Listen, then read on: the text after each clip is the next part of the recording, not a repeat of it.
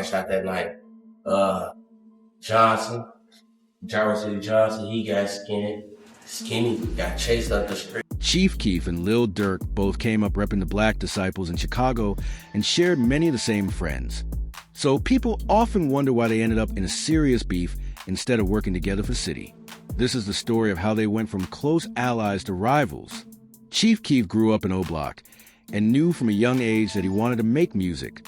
He was always freestyling and using a karaoke machine to practice, and by 2008, he was recording real songs in the studio.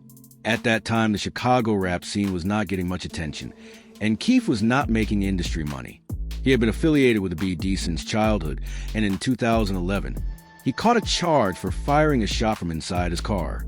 Police placed him on house arrest, which ended up changing his life.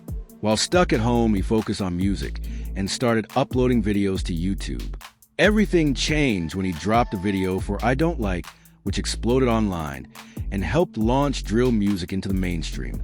Keef was the first to blow up and put the spotlight on Chicago, but he was not alone. Lil Durk was also coming up around the same time repping a bade set called Lamron, which is located near Parkway Gardens, also known as O Block. So he was close with many of the same people Keef knew.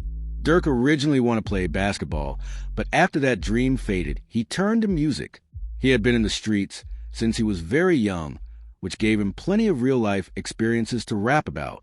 Instead of leaving everyone behind, he formed his crew, Only the Family, also known as OEF, and started releasing music around 2010. At that time, he was still active in the streets and not focused only on music. In 2011, he was arrested on a gun charge after police saw him chasing someone and allegedly throwing his weapon under a car before hiding in a house. He was caught soon after and charged with a felony weapon case. Because it was his first serious charge, he was able to get a reduced sentence and only spent a few months in jail. Police were so concerned about him bringing contraband inside that they made him cut his hair. After his release, Durk became more serious about music and dropped tracks like I'm Still a Hitter and Rob, who with Lil Reese, which helped his name start buzzing in the city. Chief Keef had already formed Glory Boy Entertainment, also known as GB, and at that time Durk and his OGF crew were closely linked with them. They were basically one big group moving under different names, and many members grew up together. Even when they were not always together, there was still mutual respect. Keef was the first to blow up nationally, but Durk and Lil Reese actually signed with Def Jam before Keef landed his deal with Interscope. Reese was close with both artists and appeared on the original version of I Don't Like.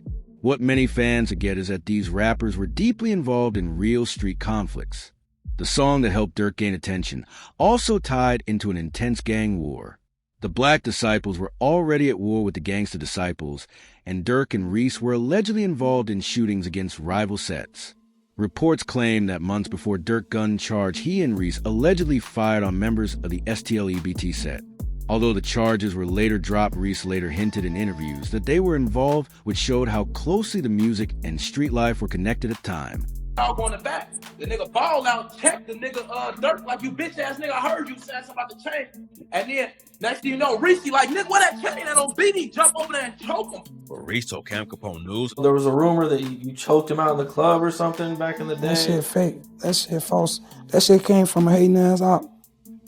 That shit fake. Never. GDs and BDs were not cool back then, but it was not like everyone was at war, because people from Durk and Lamron would still link up with some GDs from Brick Squad and play basketball for money, and that is where the real problems allegedly started.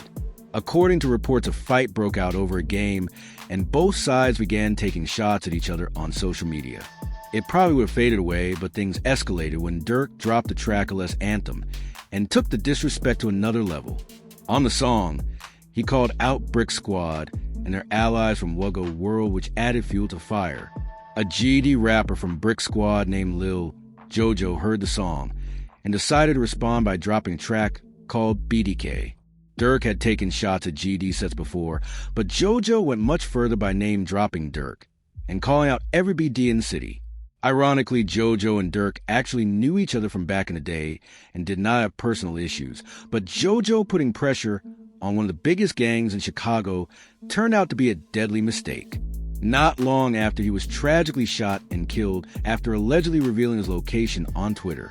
At the same time, Durk's career was taking off, but he was still deeply tied to the streets. In 2013, he was on parole for his earlier gun case, and the beef between the GDs and BDs had turned into a full-blown war. Durk stayed armed for protection, but that led to more trouble when police allegedly saw him toss a gun into his car and arrested him for unlawful use of a weapon by a felon. He was held on a $100K bond, and that moment is where the real issues between him and Chief Keef allegedly began. When Durk was locked up, most of his OTF and GB associates showed support online, but Keef stayed silent, which many people noticed. Keef then tweeted OTG, meaning only the glow, and many fans believed it was a shot at Durk, only the family crew. What exactly Keef meant was never made clear, but rumors say the real issue was money. At the time, Durk had a deal with Def Jam, but was not fully paid yet, while Keef was already rich from I Don't Like and his Interscope deal. Allegedly, Durk reached out to Keef asking him to help cover the bond money, but Keef did not help, and Durk sat in Cook County Jail for about a month. When Durk finally bonded out himself, he tweeted lyrics that referenced Keef's First Day Out freestyle, which many took as a direct shot. Keef responded by tweeting OTG again, and by then everyone knew there was tension. Durk later went on a Twitter rant where he praised Lil Reese and Fredo Santana for staying solid, but called Keef fake, and even labeled him an op, saying he would not be allowed in the hood. At the same time, their friend D Rose was also locked up, and Durk took more shots at Keef for not helping him either. Durk warned that this was not a joke situation, and that things could get ugly. Unlike other rap beefs, this one was serious. The tension got worse when Keef responded by bragging about buying a four-wheeler for the same amount of money Durk needed for his bond. Around that same period, another O-Block associate, named Trey 5, was allegedly sitting in jail because he could not afford his bond. Rumors say other members raised most of the money and asked Keef to put up the rest, but he never did, despite bragging about spending similar amounts on sneakers. That situation caused even more division. By the end of 2013, when Durk was interviewed by DJ Vlad, he said that he and Keef were not friends, but they were not enemies either, which showed how complicated and tense the situation had become. Politicking. It was just a lot of BS going on before, like a lot of threats. Mm-hmm. So we was like, all right, man, we got to FaceTime this one. You know what I'm saying? But we squashed it one time, though. That's a long time to talk, 3 hours. I was saying we just squashed it. You know what I'm saying? We from the same hood, so we was talking about different things too, but it ain't no friends, and Durk said he was only focused on his own wave and not worried about what anyone else was doing. But then the situation took a wild turn that proved the beef was very real. Boss Top OJ and some other OTF affiliates allegedly broke into the house that Keef was renting with his manager and robbed the place.